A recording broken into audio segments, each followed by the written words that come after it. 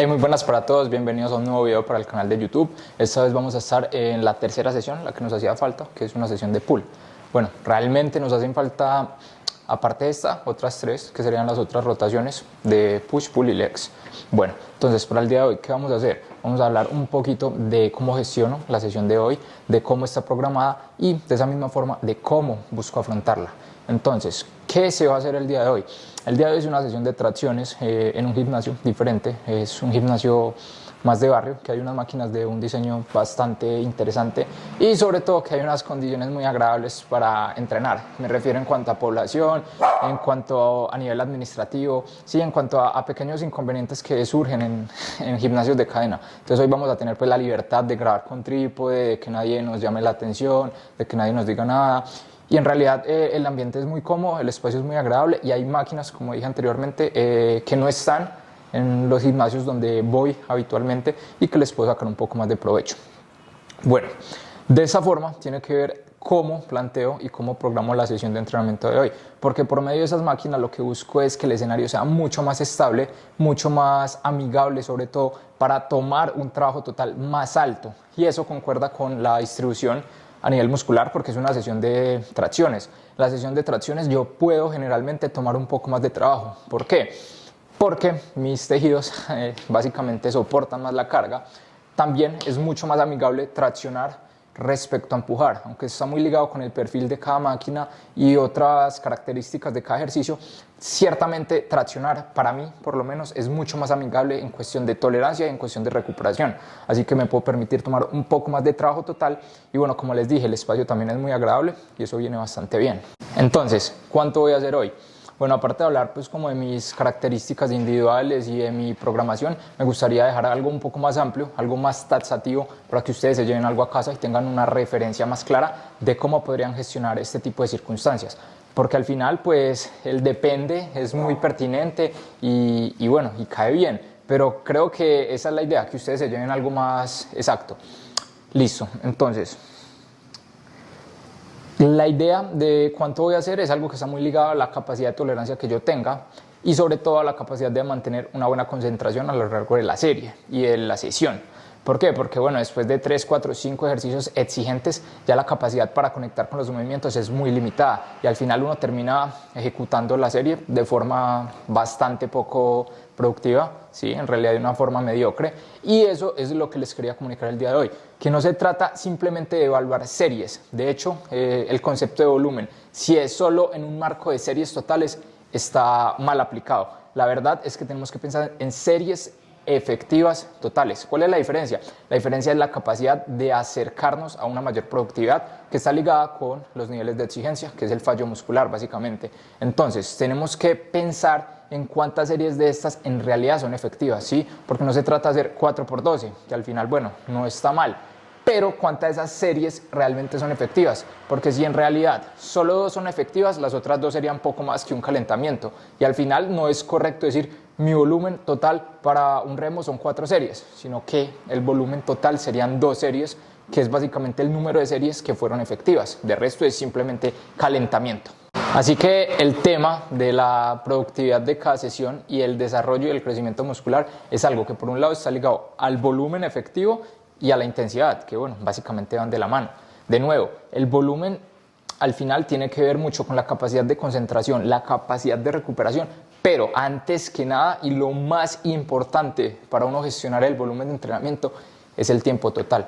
¿Por qué? Porque es que todos tienen cosas que hacer a lo largo del día y no todo el mundo cuenta con 3 horas de disponibilidad para entrenar. Y si contara con las 3 horas de disponibilidad, lo más seguro es que no rinda del todo bien y no se concentre durante toda la sesión. Entonces, lo más importante de cuánto tengo que hacer es cuánto puedo hacer. Si solo tengo 1 hora, tendré que hacer lo suficiente productivo en esa hora. Y también tiene que ver con un tema de prioridad, ¿sí? Si de pronto yo quiero entrenar y tener más prioridad en la pierna que en el tren superior, pues claramente el trabajo de pierna debería ser un poco más alto.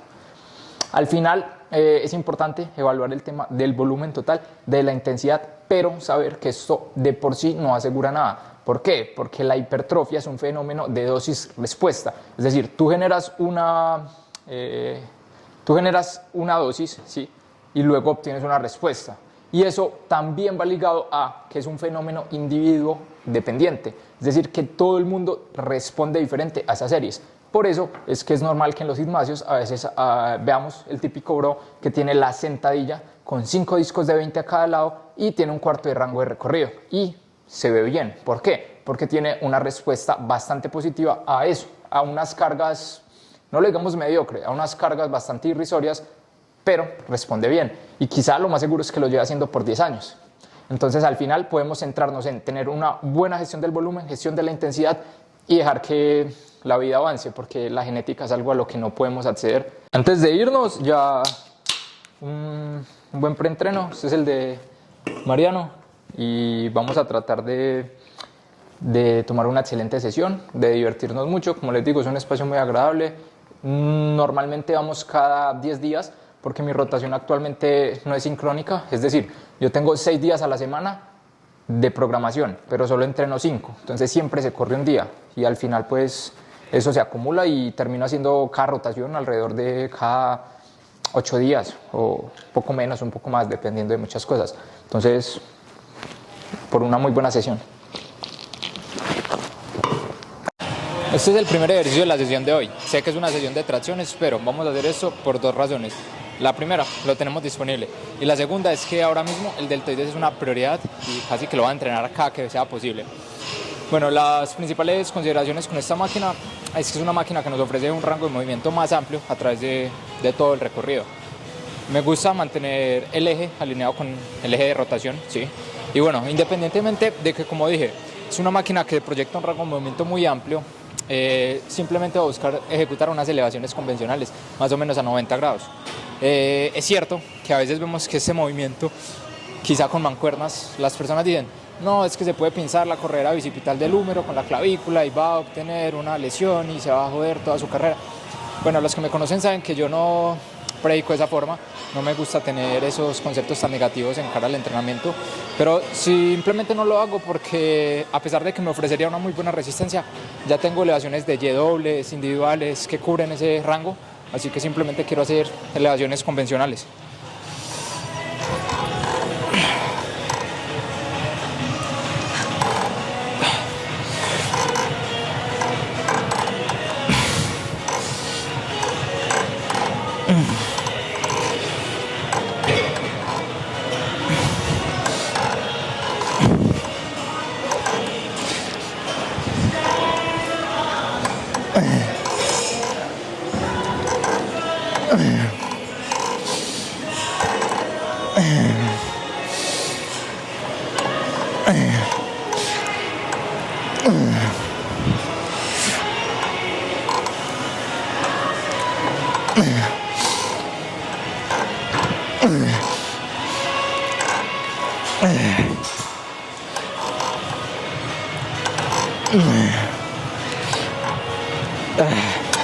Como lo dije, el recorrido es básicamente resistido en todo el momento, igual lo gradúo acá, así que al final puedo terminar con unas repeticiones parciales cuando no pueda completar el rango arbitrariamente configurado. Entonces, bueno, no me dejo nada.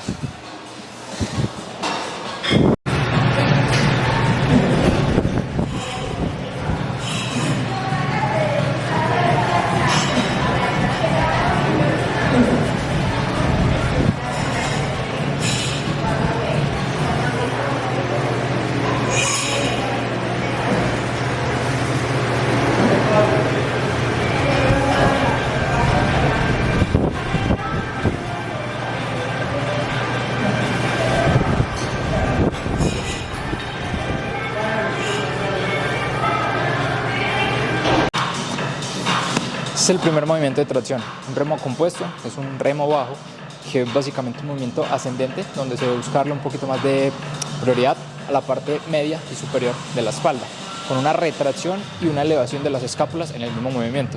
Porque este movimiento es el número 1 en cuanto a tracciones, básicamente porque el perfil de resistencia hace que cueste más al final, donde la retracción debe ser más profunda y bueno, es bastante interesante dejarlo como primer movimiento, donde uno está más fresco y puede acceder a esa retracción completa de forma productiva y de forma profunda.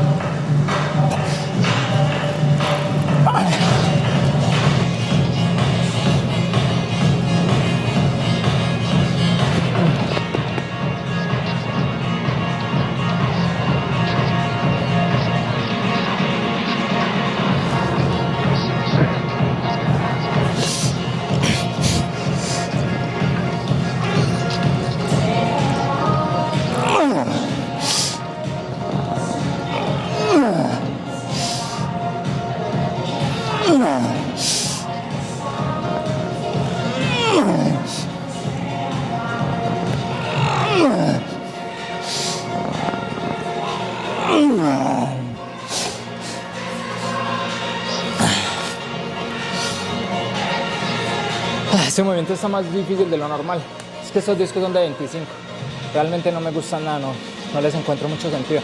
Pero bueno, igual, la intención con el movimiento es extender el hombro con la menor flexión de codo posible. Porque al final, si termino haciendo esto, va a involucrar mucho el bíceps, sobreexcitar esos tejidos y poco de la espalda. Es más, si Mariano puede acercar la toma al dibujo, por ejemplo, eso sería justo lo que no hay que hacer. De hecho, acá te dicen fase inicial, fase final. Pero si terminas con esta flexión de codo, lo más seguro es que la espalda no se lleve absolutamente nada y bueno, y el bíceps se lleve toda la parte del movimiento.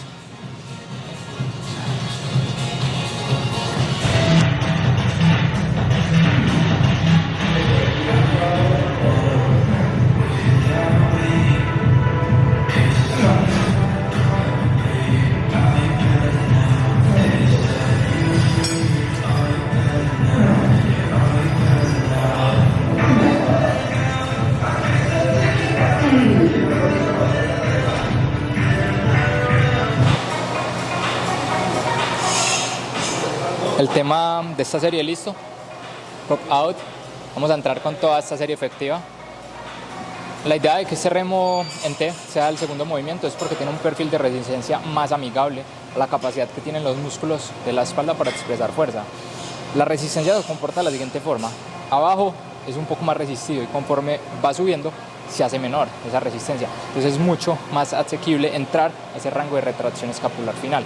Por eso es el segundo ejercicio, aunque si soy sincero es un ejercicio que me encanta, es de mis favoritos en cuanto a trabajo de espalda. Me duele como dejarlo rezagado como segundo ejercicio, pero en general tiene un propósito y todo está bien planificado. Vamos a darle fuego.